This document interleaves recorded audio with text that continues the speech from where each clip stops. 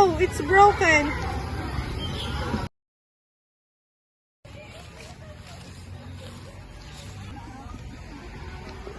You know how to fix that?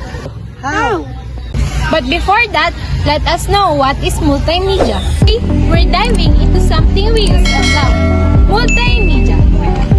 Ever wonder what is multimedia and what goes into creating it? Well, let's break it down together. Multimedia combines different types of media to create something creative and engaging. It's not just a text or video, but a blend of elements that can help us. Did you know that there are 6 elements of multimedia? Let's go through each one. First up, we have a text.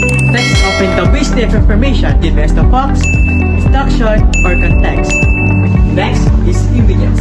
Images makes multimedia content visually appealing. They can be photographs, illustration, or graphics, adding to text, colors, and emotion to the text. Then, we have audio. This includes sound, music, voiceover, anything you can hear. Audio makes multimedia more immersive. Imagine a video without cover music. It will be flat, right? The next one is video.